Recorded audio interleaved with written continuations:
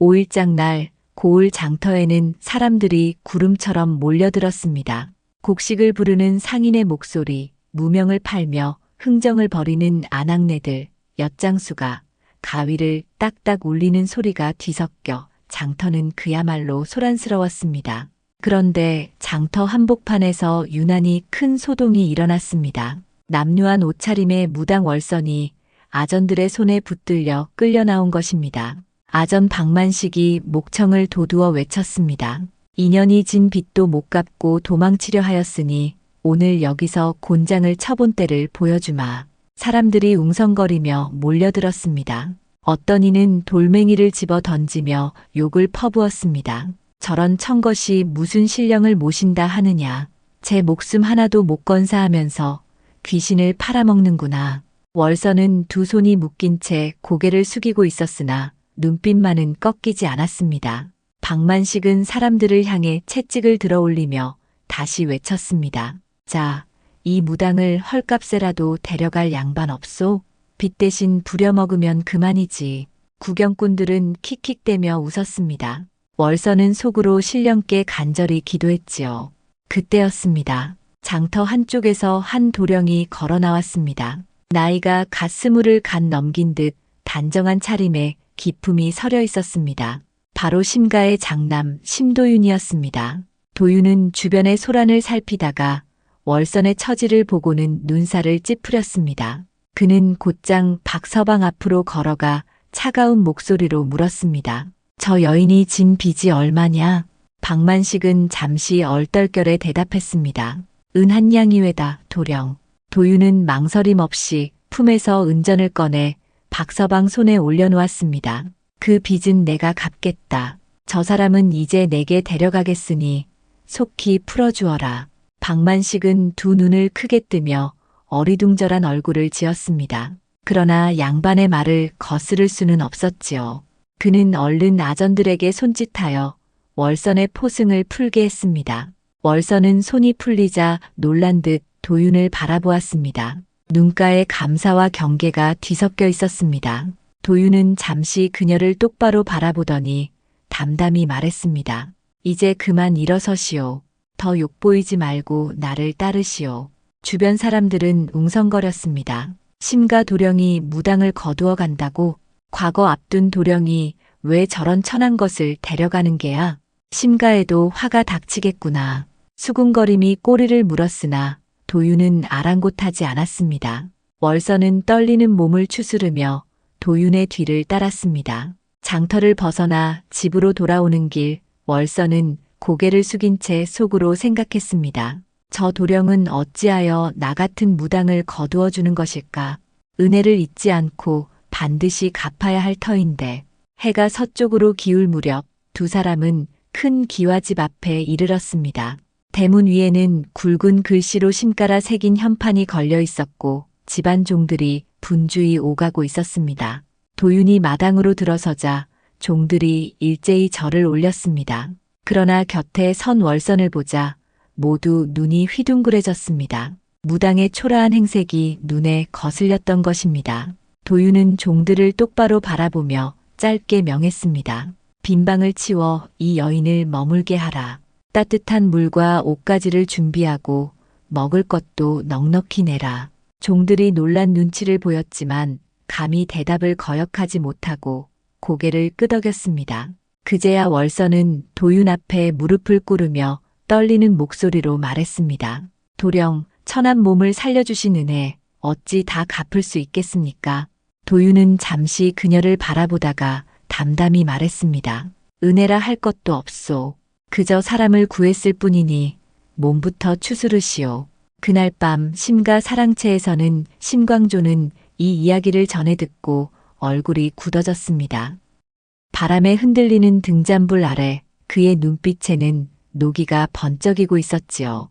심광조은 사랑채 대청마루에 앉아 장죽을 물고 있었으나 담뱃불은 이미 꺼진 지 오래였습니다. 그의 이마에는 깊은 주름이 패여 있었고 눈빛에는 분노가 어른거렸지요. 맞은편에는 장남 심도윤이 초조한 얼굴로 앉아 있었습니다. 마루 위에 한동안 무거운 침묵이 흘렀습니다. 바람에 흔들리는 등잔불만 가늘게 흔들리고 있었습니다. 마침내 심광조가 장죽을 내려치듯 탁자 위에 놓으며 고함쳤습니다. 도윤아, 내가 어찌 그런 짓을 할 수 있느냐. 양반과 장손이 장터에서 무당을 끌고 온단 말이냐. 집안 체면이 다 땅에 떨어졌다. 도윤은 고개를 숙인 채 낮게 대꾸했습니다. 아버지, 매 맞아 죽게 생긴 일을 참아두고 볼 수 없었습니다.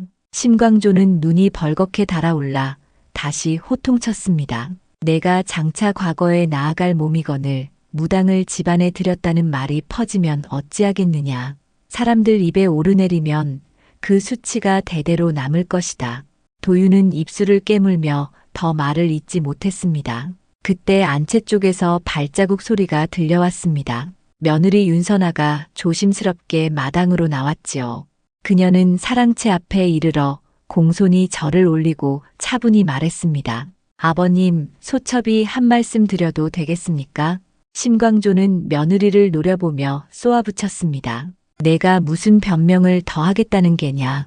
내 남편이 집안을 욕되게 하였으니 너 또한 허물을 면치 못할 것이다. 윤선아는 단호히 고개를 들었습니다. 천하다 하나 목숨은 귀한 법이지요.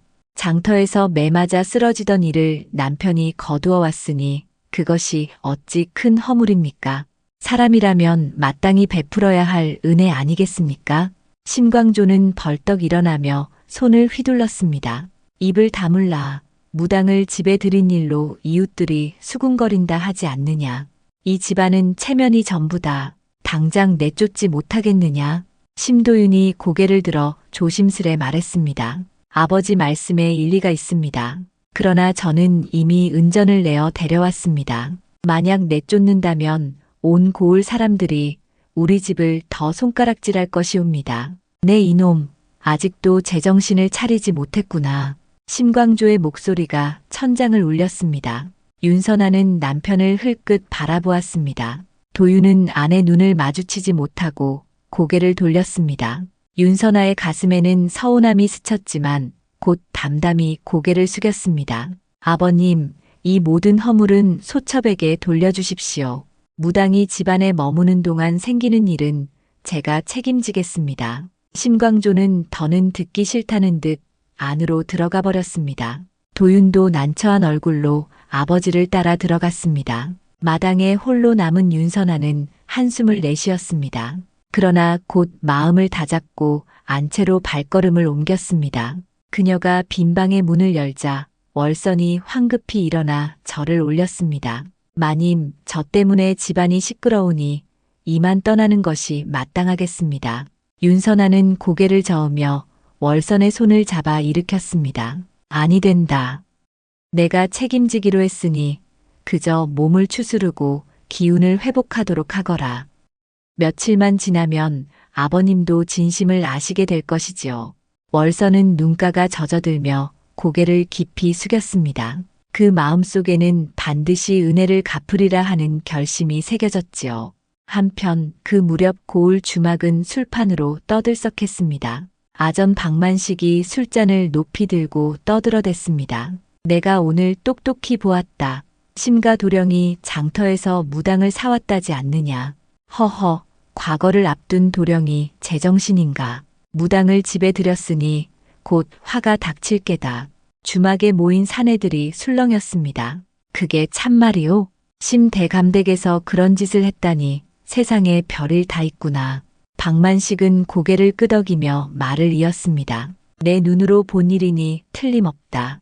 도령이 직접 은 한 양을 내고 그 무당을 끌고 갔다더구나. 심가도 이제 끝장이야. 사람들은 혀를 차며 술잔을 내려놓았습니다. 소문은 삽시간에 퍼져나갔습니다. 장터에서 만난 아낙네들도 우물가에 모인 여인네들도 입을 모아 심가 이야기를 수군거렸습니다. 사흘이 지나자 심가 대문 앞은 한산해졌습니다. 평소 드나들던 양반들도 발길을 끊었습니다. 심광조는 사랑채에서 이를 갈며 분노했으나 이미 엎질러진 물이었습니다. 도윤은 글방에 앉아 책을 펼쳤지만 글자가 눈에 들어오지 않았습니다. 과거가 코앞인데도 마음이 흩어져 공부가 손에 잡히지 않았지요. 그런 가운데서도 윤선아만은 흔들리지 않았습니다. 밤이면 월선의 방을 찾아 따뜻한 미음을 건네고 옷가지를 챙겨주었습니다. 월선은 눈물이 글썽이며 감사를 올렸습니다. 두 사람 사이에는 말없이 오가는 정이 차츰 깊어져 갔지요. 며칠이 흘렀습니다. 무당 월선은 안채 곁 작은 방에 머물며 기력을 차려가고 있었습니다. 그러나 여전히 집안의 공기는 무겁고 심광조의 눈길은 차가웠지요. 아침마다 윤선아는 자기 밥상에서 음식을 덜어내어 월선에게 몰래 보내주었습니다. 처음에는 몸종들조차 머뭇거렸으나 마님의 단호한 뜻을 거스를 수 없어 시키는 대로 했습니다. 밤이 깊으면 선아가 직접 방으로 들어가 미음을 건네주곤 했습니다. 월선은 그 정성에 눈물이 고였습니다. 마님, 제가 천한 몸이라 집안에 누를 끼치는 듯하여 늘 죄송할 따름입니다. 윤선아는 손을 꼭 잡으며 부드럽게 말했습니다. 그리 말하지 마시오. 천하다 하나 목숨은 귀한 법이지요. 지금은 그저 몸을 추스르는 것이 도리이니라. 한편 사랑채에선 여전히 심광조의 얼굴빛이 좋지 않았습니다. 종들이 무슨 심부름이라도 하려 들면 늘 무당은 어디 있느냐 묻곤 했습니다.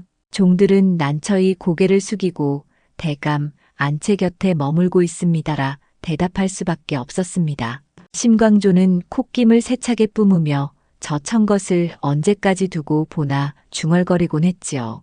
그럼에도 월선은 마음을 다잡았습니다. 은혜 입은 몸이니 손을 놓고 있을 수 없다고 여겼습니다. 기운이 조금씩 돌아오자 스스로 마당을 쓸고 장독대 앞을 정리하며 우물에서 물을 길어 나르기 시작했습니다. 처음에 종들은 곱지 않은 눈길을 보냈습니다. 괜한 짓을 하고 있구나. 무당이 일한다고 달라지겠어?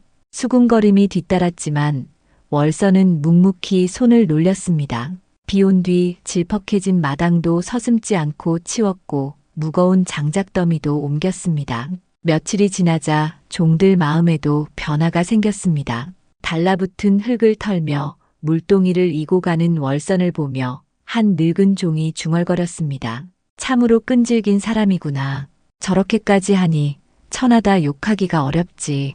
그 무렵 머슴 강돌쇠는 밤마다 조용히 남긴 음식을 방 앞에 두고 갔습니다. 월선은 몇 번이나 그 사실을 알아채고 아침마다 고개 숙여 감사의 마음을 전했지요.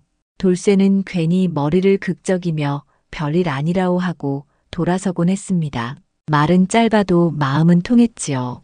윤선아는 날마다 월선을 살피며 남몰래 옷감을 꺼내 손수 바느질을 했습니다. 그러던 어느 저녁 선아는 방으로 월선을 불러 곱게 지은 저고리와 치마를 내밀었습니다.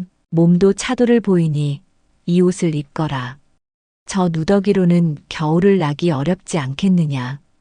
월선은 두 손으로 옷을 받아들고 눈물이 핑 돌았습니다. 마님의 은혜를 어찌 다 갚을 수 있을까요? 비록 제가 천한 몸이지만 신령께 빌어 반드시 은혜를 갚겠습니다. 선아는 고개를 저으며 부드럽게 웃었습니다. 은혜를 갚을 생각은 마시오. 그저 건강히 지내는 것, 그것이 내게 가장 기쁜 일이지요. 그날 밤 달빛이 안채 지붕 위로 은은히 내려앉았습니다. 월선은 마당에 홀로 서서 하늘을 우러러 두 손을 모았습니다. 신령님, 이 은혜를 어찌 다 갚겠습니까? 윤선아 마님의 자비로 목숨을 건졌으니 부디 이 집안에 복을 내려주소서. 달빛이 그의 얼굴을 비추니 눈빛은 어느 때보다 맑고 단호했습니다. 은혜를 입은 만큼 반드시 갚으리라 하는 결심이 깊이 어려 있었지요. 이렇듯 심가에는 조금씩 그러나 분명히 은혜의 씨앗이 뿌려지고 있었습니다. 겉으로는 큰 변화가 없어 보였으나 그 씨앗은 이미 뿌리를 내리고 자라 언젠가 반드시 열매를 맺으리라는 기운이 감돌고 있었습니다. 보름이 지나자 심가에 이상한 일들이 하나둘 일어나기 시작했습니다. 어느 날 밤 곡식을 가득 쌓아둔 광에서 불길이 치솟았습니다. 종들이 달려가 온 힘을 다해 불길을 막았으나 이미 늦었습니다. 가을에 걷어들인 곡식의 절반이 재로 변해버린 뒤였지요. 광 앞에 선 심광조는 얼굴이 창백했습니다. 타버린 곡식 더미를 바라보며 깊은 한숨을 토해냈습니다. 이게 무슨 징조란 말이냐. 대대로 이런 병고는 없었거늘. 그의 목소리에는 불길한 예감이 묻어나 있었습니다. 며칠 뒤에는 심광조 자신이 갑자기 병석에 눕게 되었습니다. 아침에 일어나려다 어지럼증을 느끼며 그대로 쓰러진 것이지요. 서둘러 의원을 불렀습니다. 의원은 맥을 짚다가 고개를 갸웃거렸습니다. 맥이 고르지 않고 기운이 허하니 약을 쓰겠으나 마음을 편히 가지셔야 하겠소이다. 그러나 약을 다려도 병세는 크게 나아지지 않았습니다. 장남 심도윤은 아버지를 간호하느라 글 공부를 손에서 놓았습니다. 과거를 석 달 앞둔 때였으나 책장을 펼쳐도 글자가 눈에 들어오지 않았습니다. 밤마다 뒤척이며 잠을 이루지 못하고 낮이면 멍하니 마당을 바라볼 뿐이었지요. 심가의 재앙 소식은 삽시간에 고을에 퍼졌습니다. 우물가에 모인 아낙네들이 수군거렸습니다. 역시 무당을 집에 들였으니 애군이 깃들었지요. 양반댁이라고 천한 것을 거두면 무사할 줄 알았을까? 하늘이 노하신 게 분명하다오. 장터에서도 심가 이야기가 빠지지 않았습니다. 술에 취한 박만식은 주막마다 돌아다니며 입에 침이 마르도록 떠들어댔습니다. 내가 뭐라 했나? 무당을 들이면 반드시 화가 온다 하지 않았나? 봐라, 심대감은 병들고 곡식은 타버렸으니 이제 심가는 끝장이야. 박만식의 목소리는 크고 당당했으나 아이러니하게도 그의 집안에도 재앙이 들이우기 시작했습니다. 막내 아들이 갑자기 열병에 걸려 끙끙 앓았습니다. 의원을 불러 약을 지어 먹였으나 차도가 없었습니다. 이어 둘째 딸마저 같은 병을 앓기 시작했지요. 박만식의 아내는 눈물로 호소했습니다. 영감, 무당을 불러야 하지 않겠소? 아이들이 이러다 죽을 것이오. 그러나 박만식은 고집을 꺾지 않았습니다. 안 된다. 무당 따위를 불러다 쓰다니 차라리 약을 더 지어 먹이면 나을 게다. 하지만 아이들의 병세는 날이 갈수록 더 깊어졌습니다. 집에서 기르던 소가 갑자기 쓰러져 죽고 닭들도 연이어 죽어나갔습니다. 불길한 기운이 온 집안을 덮으니 집안은 순식간에 초상집 같은 기운이 흘렀습니다. 그럼에도 박만식은 모든 것을 남의 탓으로 돌렸습니다. 주막에 나가서는 여전히 큰 소리를 쳤습니다. 이 모든 게 심가 때문이야. 저놈들이 무당을 들여와서 온 동네에 애군을 퍼뜨린 게야. 술자리에 모인 이들은 겉으로 고개를 끄덕였으나 속으로는 의아하게 여겼습니다. 심가도 재앙을 겪고 박만식의 집도 재앙을 겪는데 왜 한쪽은 묵묵히 견디고 한쪽은 남을 원망하기만 하는가. 그 대비가 뚜렷했지요. 그 무렵 심가 안채에서는 윤선아가 월선을 불렀습니다. 방 안에 들어온 월선을 바라보는 선아의 눈가에는 눈물이 맺혀 있었습니다. 아버님의 병환이 깊어지고 남편은 그의 뜻을 잃었구나. 모든 게 내 탓인 듯하여 마음이 무겁네. 월선은 마님 앞에 무릎을 꿇었습니다. 두 손을 모은 채 눈을 감고 한참을 고요히 있었습니다. 마치 보이지 않는 목소리에 귀 기울이는 듯 했습니다.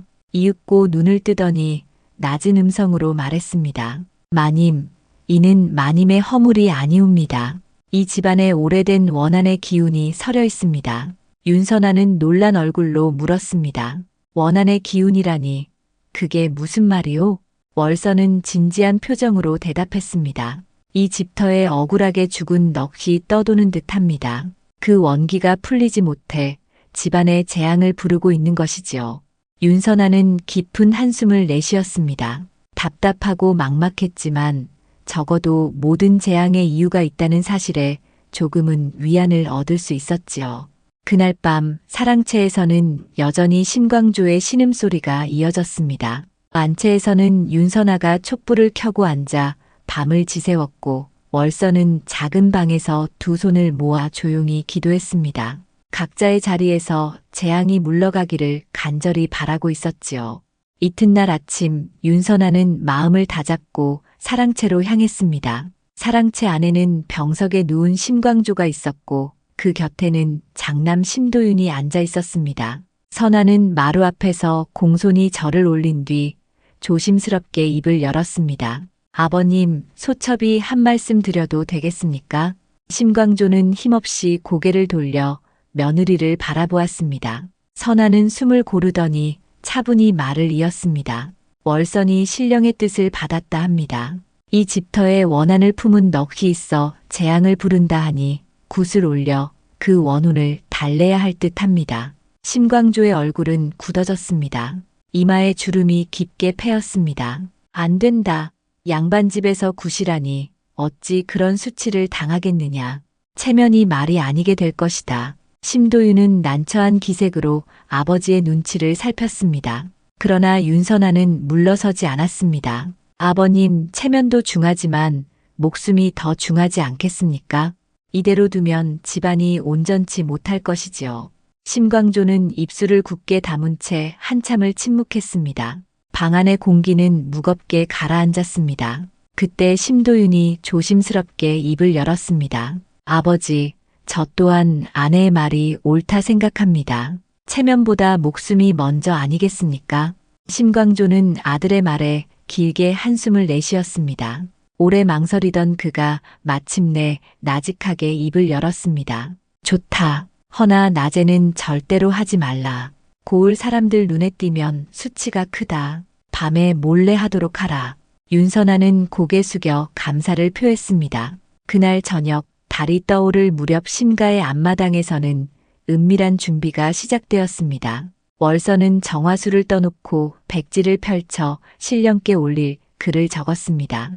향을 피우고 촛불을 밝혔다. 재상에는 정갈한 음식과 과일을 차렸습니다. 밤이 깊자 월선은 무복으로 갈아입었습니다.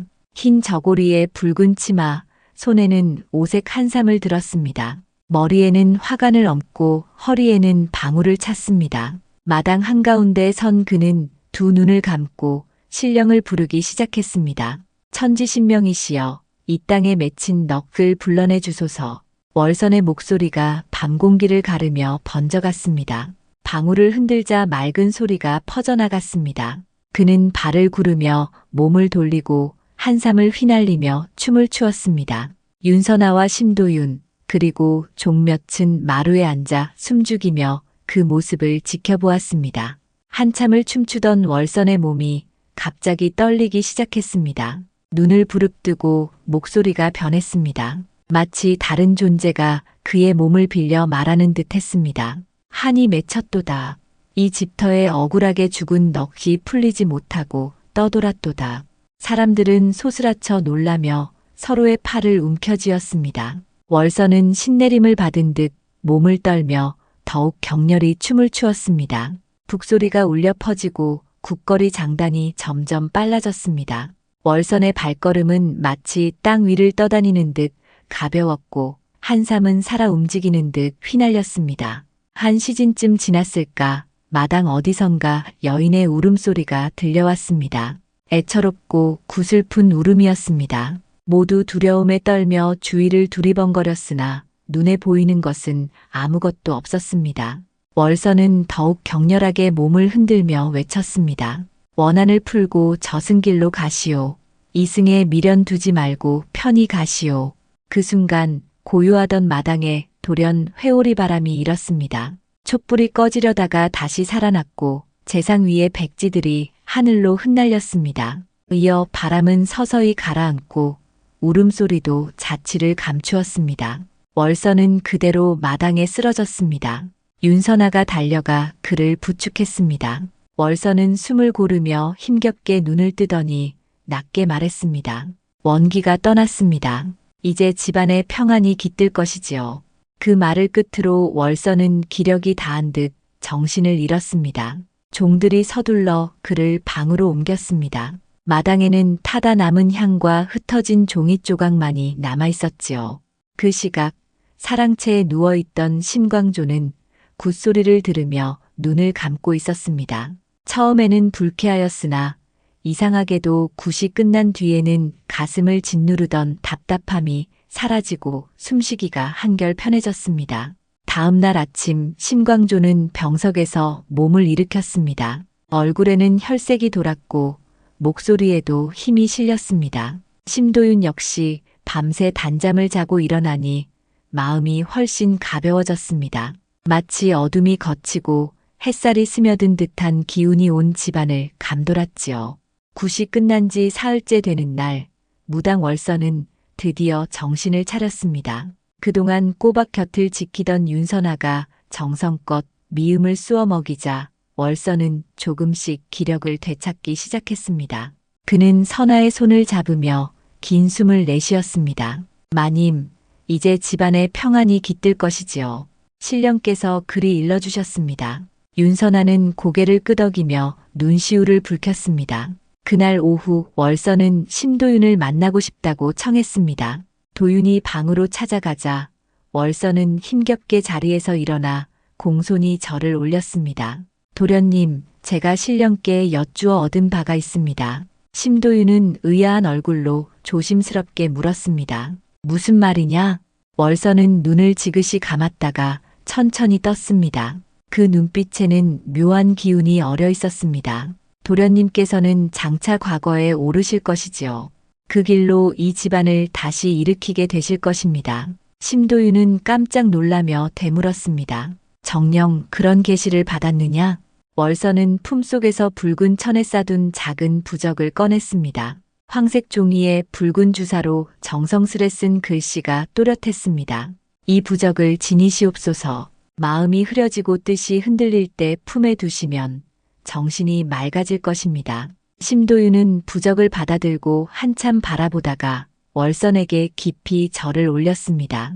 고맙다. 이 은혜 평생 잊지 않겠다. 월선은 다시 입을 열었습니다. 그리고 시험을 치르실 날을 잘 살피셔야 합니다. 다음 달 16셋 날이 길이리니 그날에 맞추어 길을 떠나시지요. 심도윤은 고개를 끄덕이며 월선의 말을 마음 깊이 새겼습니다. 방을 나서면서 손에 든 부적을 품속 깊이 넣었습니다. 이상하게도 그 순간 가슴속에 따뜻한 기운이 퍼지는 듯 했습니다. 한편 고을 주막에서는 여전히 박만식이 술잔을 기울이고 있었습니다. 그러나 예전의 호기는 사라지고 얼굴에는 깊은 수심이 어려 있었습니다. 주막 주인이 다가와 물었습니다. 박서방, 댁의 아이들은 좀 어떠하오?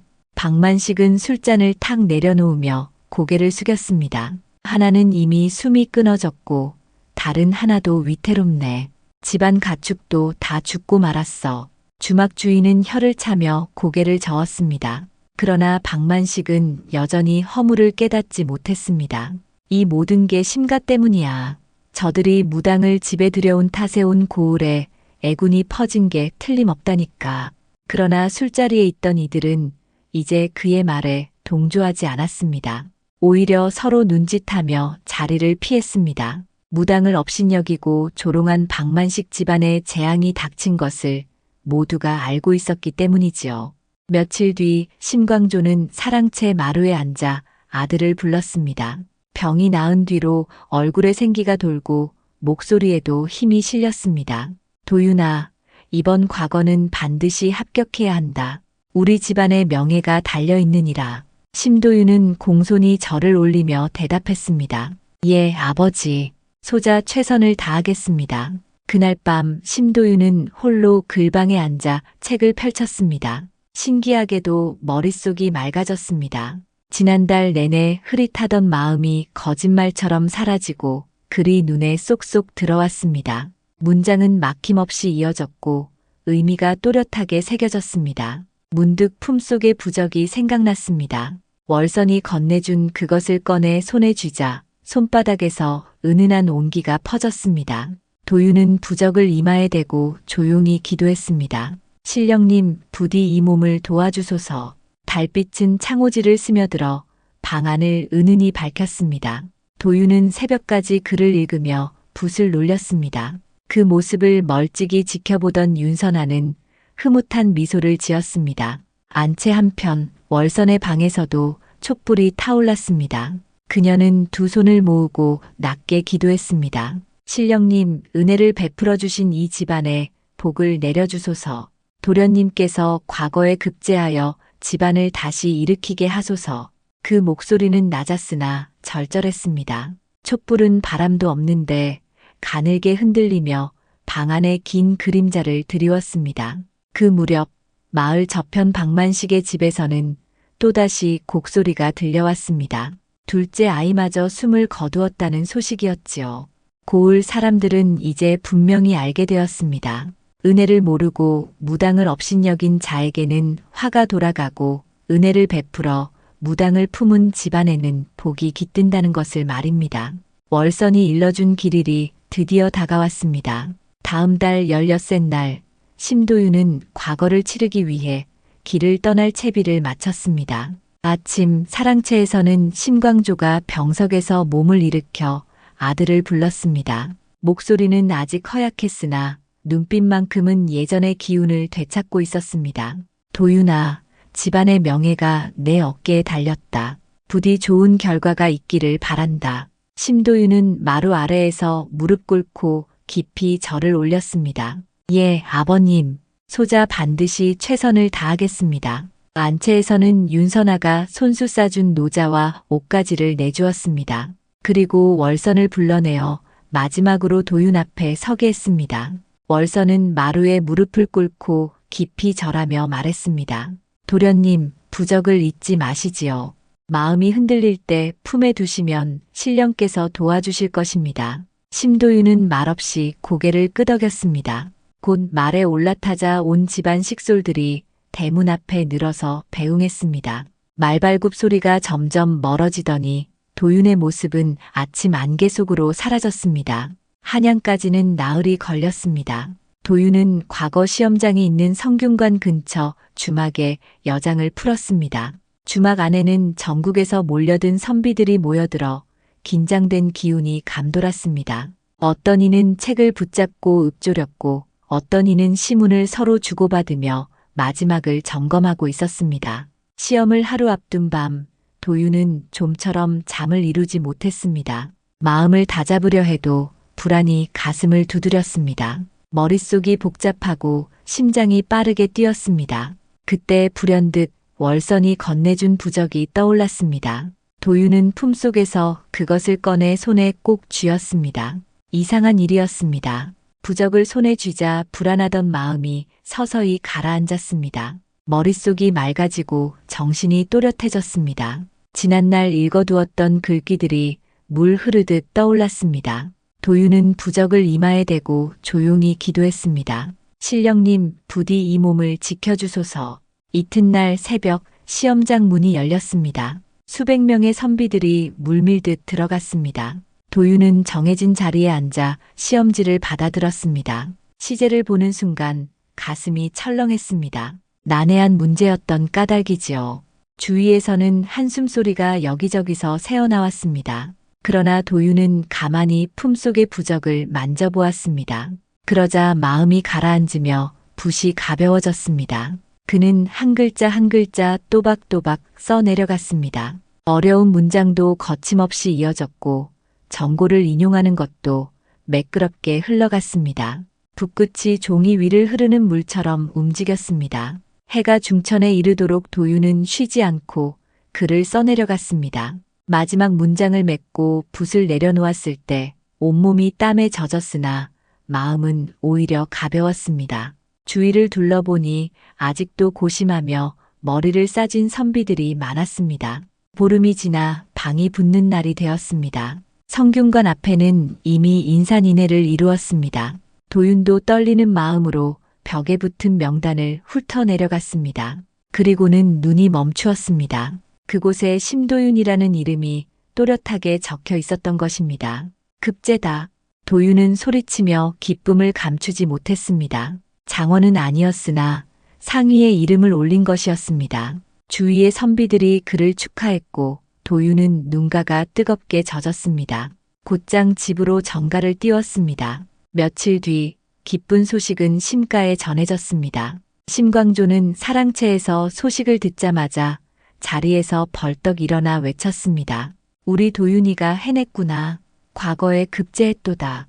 온 집안이 환호했습니다. 종들은 서로 부둥켜 안으며 기뻐했고 윤선아는 눈물을 글썽이며 손을 모아 기도했습니다. 하늘이시여, 이 은혜에 감사드립니다. 월선 또한 방 안에서 조용히 미소를 지으며 신령께 감사를 올렸습니다. 소식은 순식간에 고을 전역에 퍼졌습니다. 심가를 비웃던 자들은 더는 입을 놀리지 못했습니다. 오히려 축하를 전하려 찾아오는 이들로 대문 앞이 북적였습니다. 심광조는 대문을 활짝 열고 잔치를 베풀었습니다. 고을 양반들이 모두 모여들어 축하를 건넸습니다. 마당에는 농악 소리가 울려 퍼졌습니다. 사람들은 모두 알게 되었습니다. 무당을 거둔 것이 화가 아니라 복이었다는 것을. 한편 박만식의 집은 더욱 쓸쓸해졌습니다. 두 아이를 모두 잃은 그는 주막을 전전하며 술에 의지했고 논밭과 재산도 다 팔아치웠습니다. 이제 아무도 그의 말에 귀 기울이지 않았습니다. 사람들은 서로 속삭였습니다. 무당을 업신여긴 집은 망하고 무당을 존중한 집은 흥한다더니 정녕 그 말이 맞구나. 그리하여 고을에는 두 집안의 이야기가 교훈으로 전해졌습니다. 은혜를 아는 자에게는 복이 오고 은혜를 모르는 자에게는 화가 따른다는 것을 누구나 똑똑히 새기게 되었지요. 심도윤이 한양에서 돌아온 날 온 고을이 떠들썩했습니다. 말을 탄 도윤의 모습은 떠날 적과는 사뭇 달랐습니다.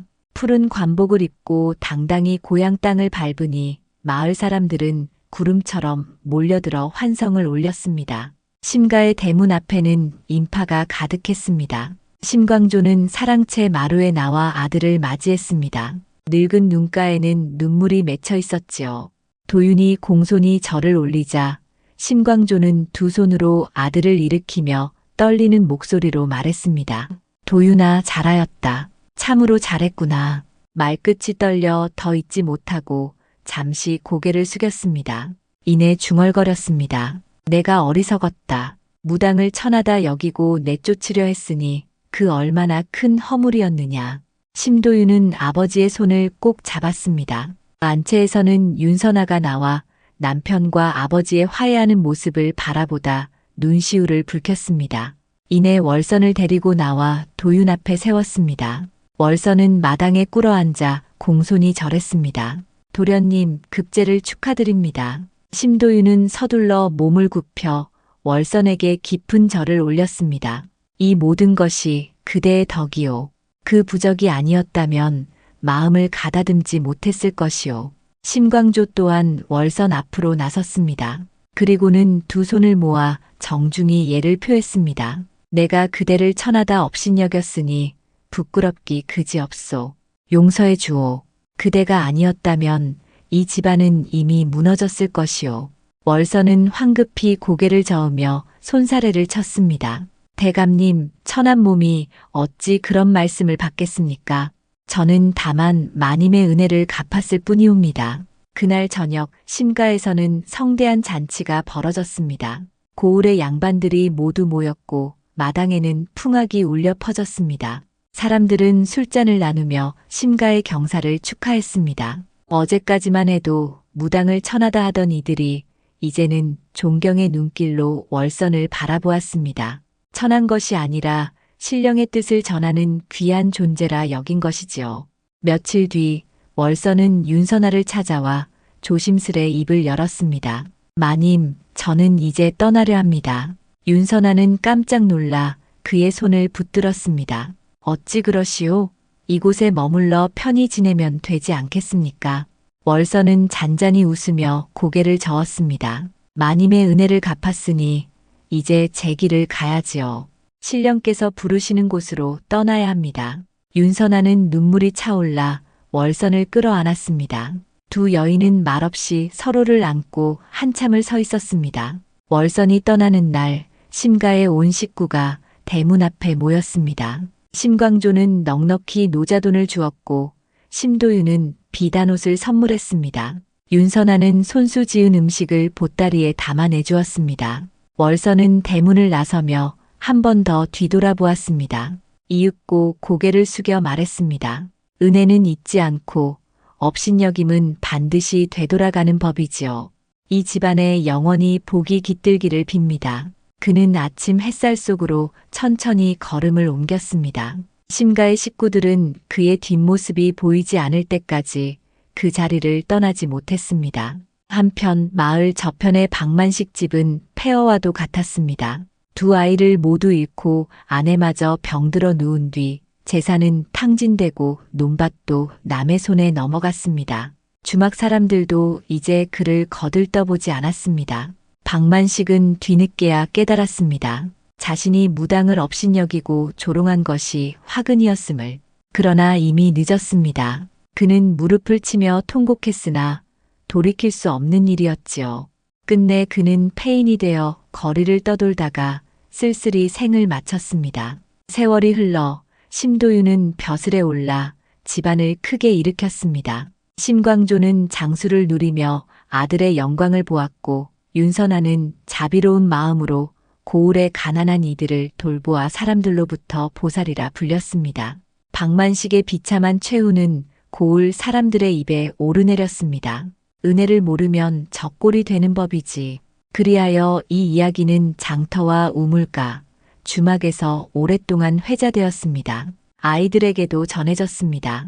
사람을 함부로 천하다 업신여기지 말고 은혜를 받으면 반드시 갚아야 한다. 그것이 사람의 도리지요. 이 이야기는 대대로 전해져 내려왔습니다. 무당을 존중한 집안은 흥했고 무당을 업신여긴 자는 망했다는 교훈으로 말입니다. 그리고 사람들은 깨달았습니다. 귀천은 신분에 있지 않고 마음에 있다는 것을, 은혜를 아는 마음이야말로 가장 귀한 진리라는 것을.